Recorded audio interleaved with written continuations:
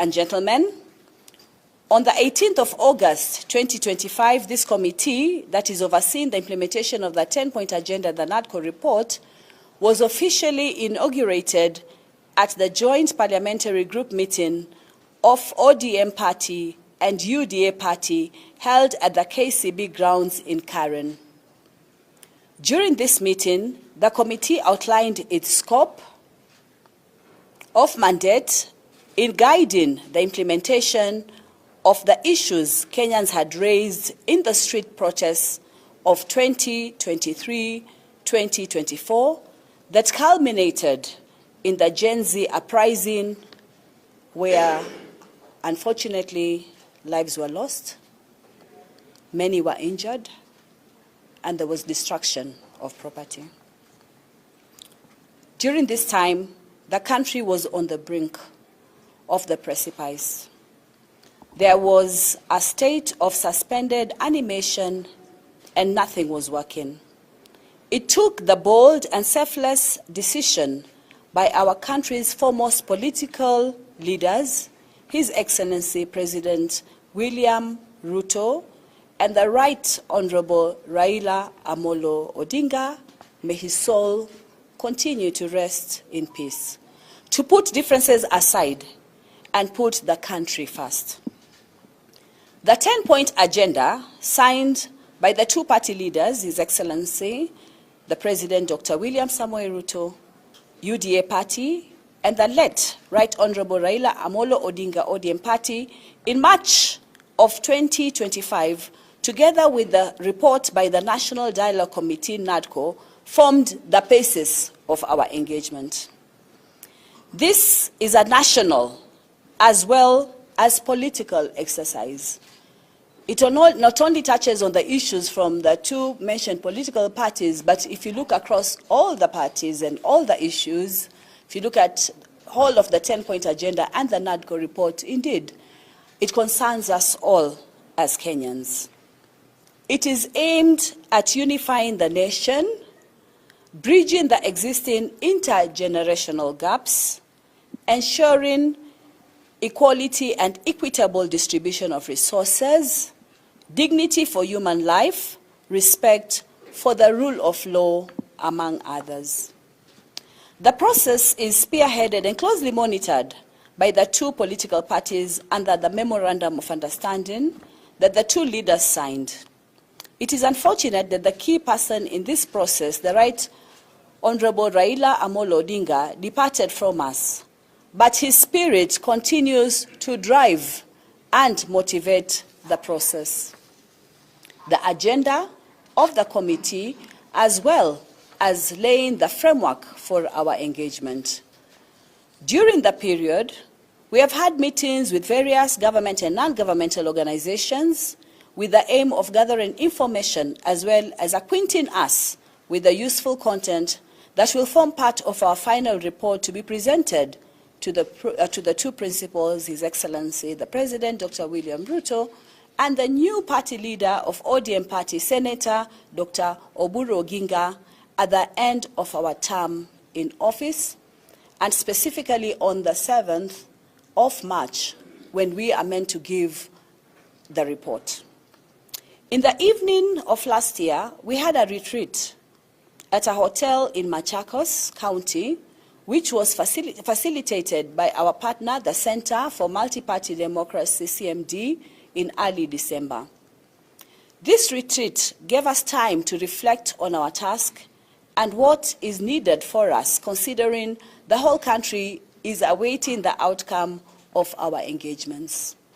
Rightly so, I think, because this engagement will allow us to give an overarching information to the whole of the nation about where we are in a process that we are all engaged in.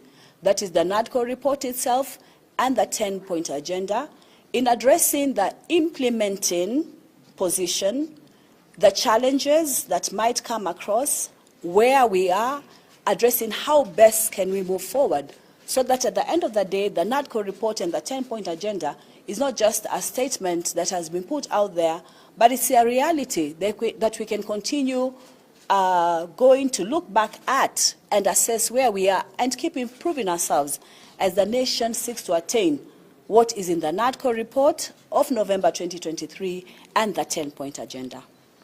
Since then, we have had meetings with government ministries, state departments, government agencies, constitutional commissions, human rights bodies, and civil society organizations.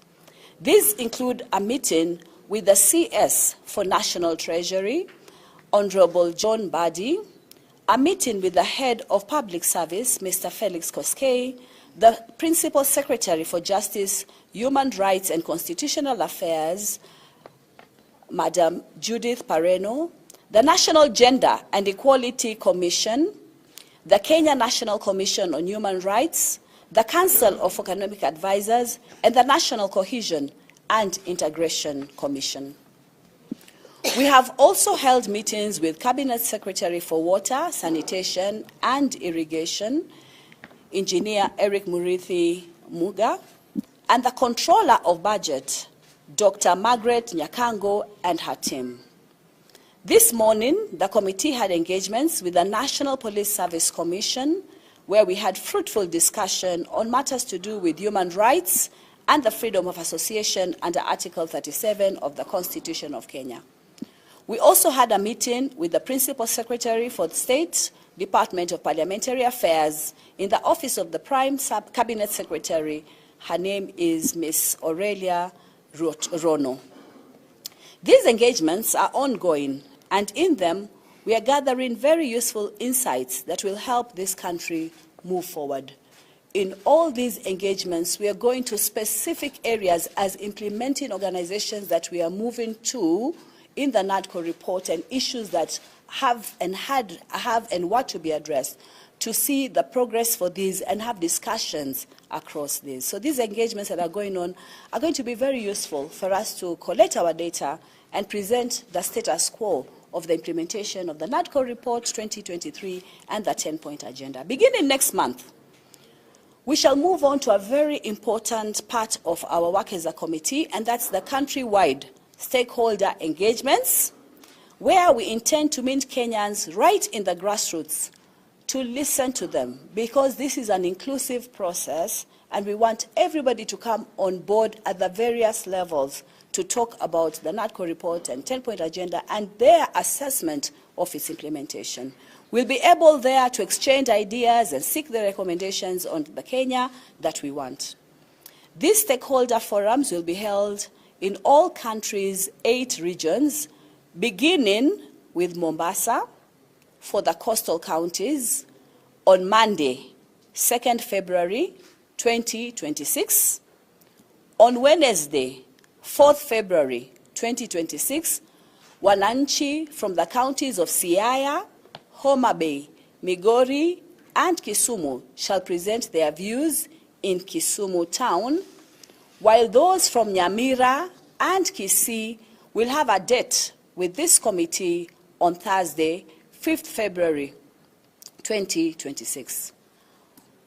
On Friday, 6th February, we shall have an engagement with the people of western counties of Busia, Bungoma, Vihiga, and Kakamega, and this will be at Kakamega town, before moving to North Rift region, where we shall meet Kenyans from Uasin Gishu, Nandi, Elgeyo Marakwet, Trans Nzoia, West Pokot, and Turkana, and this will be in Eldoret town on Saturday, the 7th, 2026.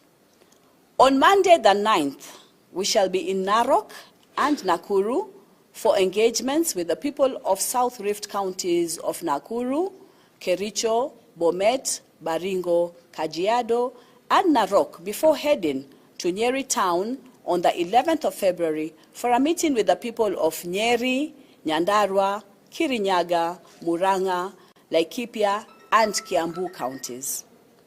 On Thursday, the 12th of February, the committee will pitch tent in Meru town to listen to the people of Mount Kenya East and Upper Eastern counties of Meru, Embu, Tharaka Nithi, Isiolo, and Marsabit before heading down to lower eastern counties of Machakos, Kitui, and Makwiny counties in Machakos town on Saturday, the 14th, 2026. People of the northeastern counties of Mandera, Garissa, and Wajir will converge in Wajir town on Monday, February 23rd, for the stakeholder forum. We intend to finish our nationwide tour with a mega stakeholder meeting for Nairobi region right here at the Kenyatta International Convention Center, KICC, and that will be on Wednesday, February 25th, 2026. This itinerary and the agenda for our engagements will be published in the local dailies tomorrow for the perusal of members of the public. We encourage members of the public to turn out in their numbers, speak to us generously, air their views, and together we shall help build the Kenya that will be favorable to all of us. Right now, we are standing at KICC, and behind us here is the Magadi room, where we will also be receiving memorandum from the public. Any Kenyan who wants to address a particular issue on the NADCO report and the 10-point agenda on any issue, please feel welcome to participate so that you can come on board to do this. I ask Mr. Oguda to give us the spirit of the MOU. Ladies and gentlemen of the press, thank you so much for coming in to stay with us here. We do really appreciate the role that you've played, especially members of the Fourth Estate, when it comes to working with the committee to ensure that Kenyans get to know the progresses we have made and what is in the need that we intend to share with Kenyans even as we move forward. Mine is to encourage the members of the public that as you send us the memoranda, it will be very important for you to get to acquaint yourself with the memorandum of understanding that was signed by the two principals, because that will then inform the engagement that we are going to have. Remember, this is a national process, and we want to encourage everyone to stick to the issues in the MOU, even as you raise your points of concerns and even as you come to the committee to see how best we can shepherd this process together so that in the end, all of us, because this is a national process for every Kenyan, so that all of us can get to have a nation that we can be proud of, a nation that is going to move forward together so that no one will be feeling to have been left behind, a nation that everyone will be proud of, a nation that everyone will feel a part and parcel of belonging in there. And so as we move forward, because we now start to embarking on the process of going to the people so that we can listen from them, kindly help us, help other Kenyans shepherd this process together. This committee is there for all of you. Do not feel that, some of you or a part of you is not welcome here. This is a committee for all of us. Please feel free to come to us. We are here, as the chairs mentioned, at the Magadi room. Come and deposit your memoranda with us. If you have any questions, we have our contacts there. You will take them there, and then you can see clarifications on further engagements with us. Remember that before the late Raila Odinga left us, he always reminded us to always be cognizant of the spirit of the MOU that he signed with Excellency the President. And for those of us who loved and adored him, we want to encourage all of us in the spirit of the MOU. Let us come together and help us build this nation together. Thank you so much. Thank you very much. And Honorable Fatuma Ibrahim will give us the inclusivity agenda of this committee. Thank you, Chair. I want to appreciate the presence of this big gathering of the Fourth Estate. Clearly, it's an indication that Kenyans are interested in this 10-point agenda and how it's progressing, what is happening, and all that. I want to appreciate the Fourth Estate. You also reported extensively in the media on some of the challenges. The 10-point agenda, of course, is inclusivity, includes in one of the agenda, and we will look at particularly where Kenyans are included, where are they, what kind of service they are receiving in terms of Article 43, in terms of water, education, food, and other considerations. We will look at the inclusivity at the government level, the national level,